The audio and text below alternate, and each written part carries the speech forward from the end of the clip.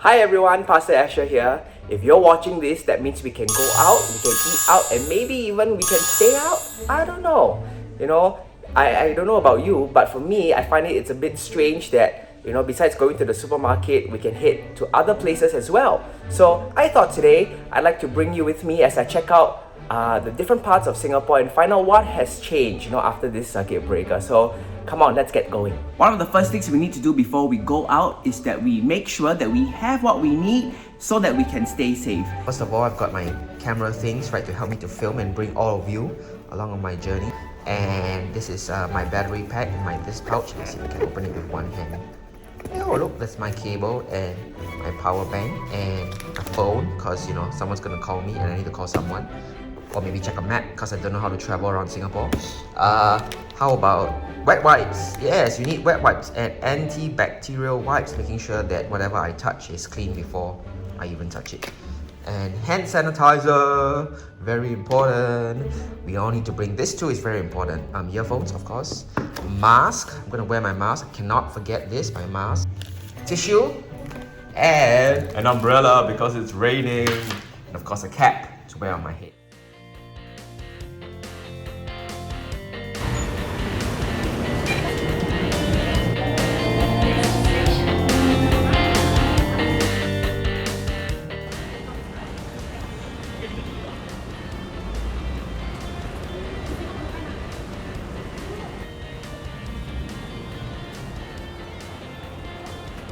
I made it into the mall.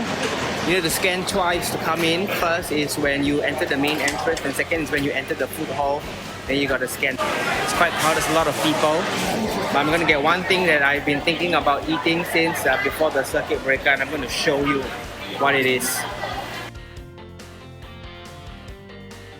So there were a lot of people in the food hall, and but it's okay. I think everyone's trying to remember to keep their distance and follow the lines. If you saw the lines on the floor, there were a lot of lines, so people were trying to follow that. And quite happy that I got my food. It's quite late for lunch, but I'm gonna eat. So.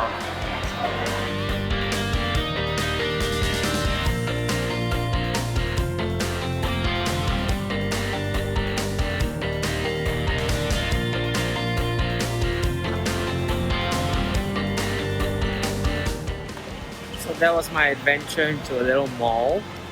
Not so little mall actually. It's very tiring to have to be scanning in and scanning out, or rather to check in and to check out. It feels like we're in GKidz, where you bring your scan card and you scan in and out. Well, the adults now have to do it everywhere. So that's something that I now know how all of you children feel. But right now we're gonna go and see if we can go to Toys R Us to see if they're open and what can we do inside. So let's go.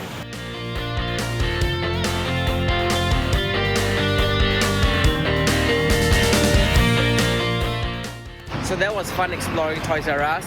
Saw a lot of toys, saw a number of children wanting to buy toys, so that was quite interesting. Done now with the Orchard area, so we're going to explore more of Singapore. Let me take a bus.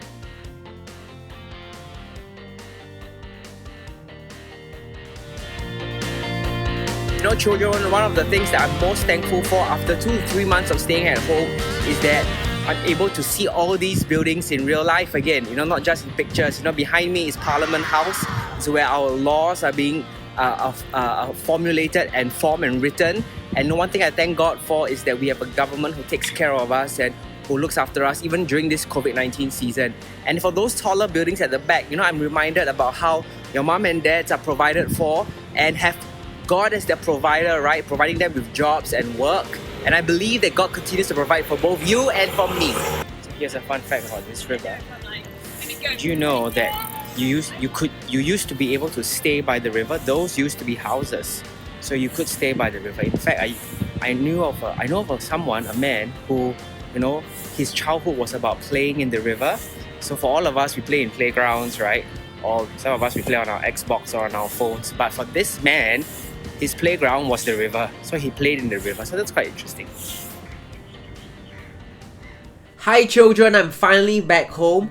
I'm a little tired because it's been a really long day, but I'm also really thankful because, today I got to go to familiar places and try familiar food again, which was really exciting. And what is even more exciting is that you came along with me for the ride, so I was not alone on this whole day adventure, right?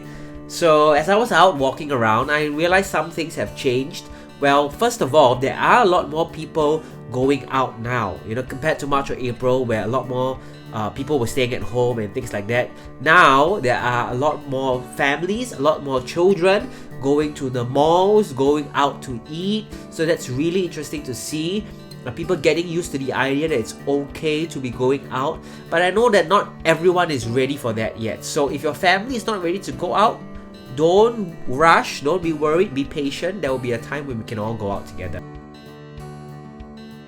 And one lesson that I've learned is that you never leave home without your must-have items like hand sanitizer and your mask, right? I am your father.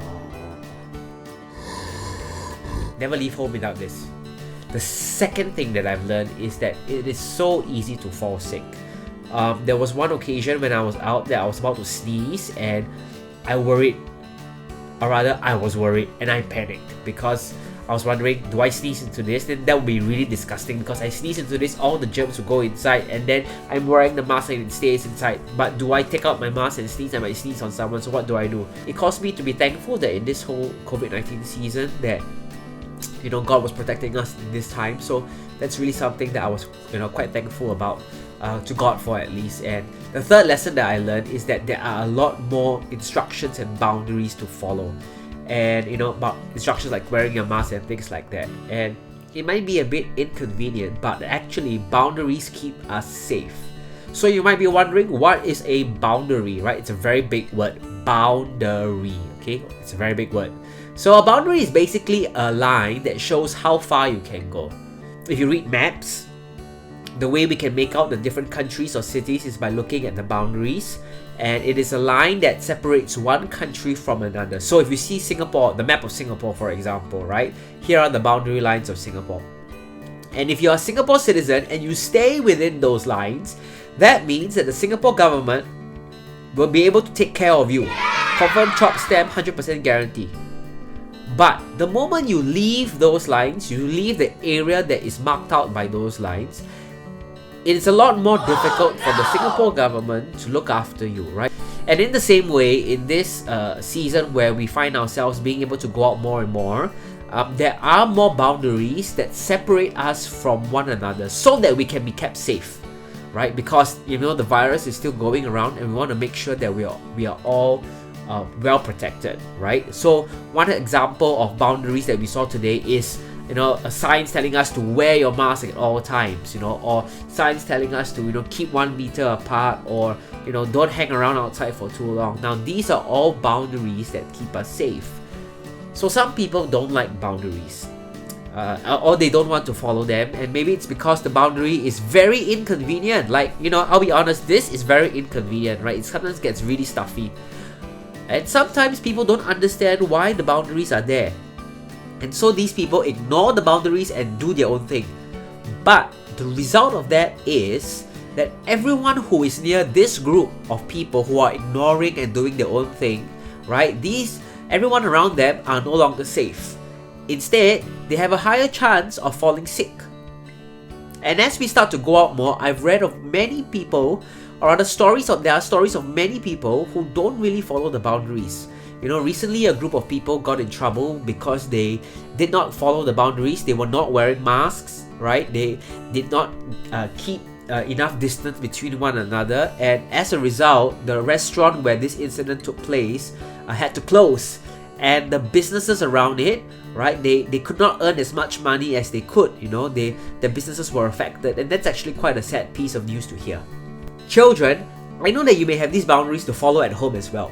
Maybe your parents have had a different name for them. Maybe it's called rules.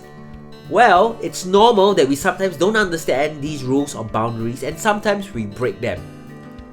As a child, I remember there was one family vacation that I broke a boundary.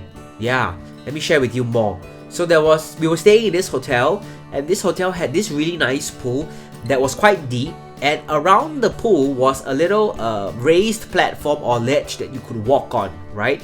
So I remember that there was one evening that my family was going to join some friends at this hotel for a barbecue by the pool, and my dad said, okay, Asher, don't go near the pool because you can't swim, so stay away from the pool.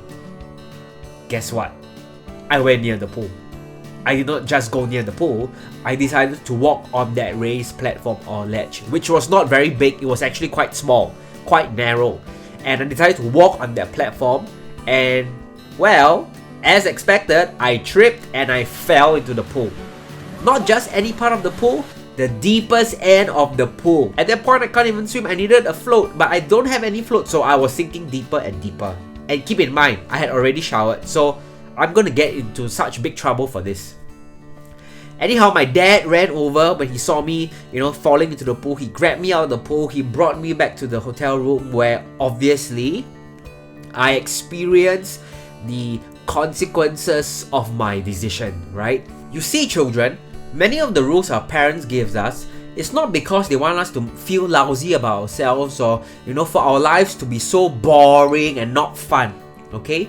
But instead, these rules and boundaries are there so that we are kept safe. Our parents want to love us and protect us. They want the best of us. Now you might be saying, but it's so difficult. These boundaries and rules are so difficult. I don't want to follow. Actually, it's not very difficult. It just takes a little bit of practice.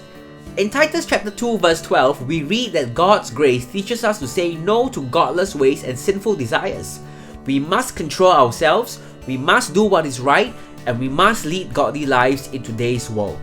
Well, as children of God, we have received His grace and forgiveness, and that means we are able to say no to wrong choices and instead say yes to doing what is right.